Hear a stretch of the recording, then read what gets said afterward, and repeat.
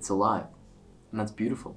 My artistic practice is about exploring cosmology. Particularly at the moment, I am exploring the processes of destruction and creation, which I think we regard as antithetical, but I've come to realize are more of a single, ongoing process.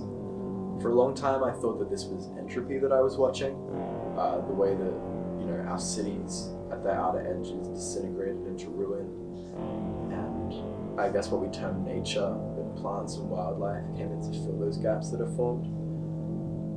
But I've since realized that it's a singular process. It's ongoing. I don't know what to call it yet, but I think that's what I'm trying to find out with Belle Epoque, which is the work that I'm working on now, about the Baragarang Valley, the people who used to live there, but also the hotbed of biodiversity and life that it's become since then. Because examining a place that was so violently and so clearly destroyed, but now has become a source of life, not only for a city, but for a large interconnected chain of ecosystems. It's surreal. And I think maybe I'm enjoying exploring it so much because it is so hard to investigate. And it is so hard to describe. I am compelled to things that I can't express or communicate through words or through the usual channels of communication. So, particularly with Belle Epoque, I wanted to communicate how strange it was that a place that was so violently destroyed could become so verdant and full of life. With the faces I remember, I wanted to communicate my experience with prosopagnosia, and through the 3 real times and the 3 simulated times that I've been called a faggot outside Newtown Foodworks, I wanted to communicate the infinite sensation of time and the unbearable melancholy of being othered, specifically for queerness. I spent a lot of time on Google Maps. I love looking at geography.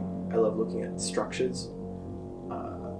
I don't do as much scholarly research as I should, but I do. That's kind of the end stage of the research that I undertake.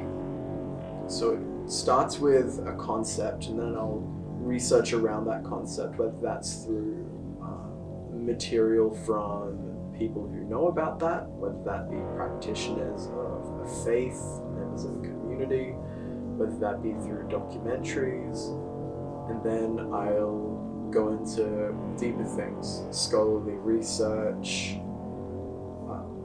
historical records, those sorts of things. When I encounter a problem with a project, which happens often, whether that be technical or whether that be conceptual, I try and approach it from a different angle that I haven't come to it before. Whether that's trying a new technique, looking up tutorials online for how to achieve a certain effect or make something look a certain way, or whether that's thinking about what I'm trying to do from another angle, conceptually. So approach it from a different linguistic framework. Rephrase the question. Think about other ways of communicating what I'm trying to communicate or achieving what I'm trying to achieve. Ways of rephrasing things visually as well as technically. I work in a lot of swamps. I work at my desk. I work at my work when my boss isn't looking sometimes, if it's really getting close to the due date. But I find any space that I can make use of in order to complete a project, I will use to do that. But by sheer convenience, the bulk of my work ends up being done either at uni, outside of class hours, or here at home at my desk.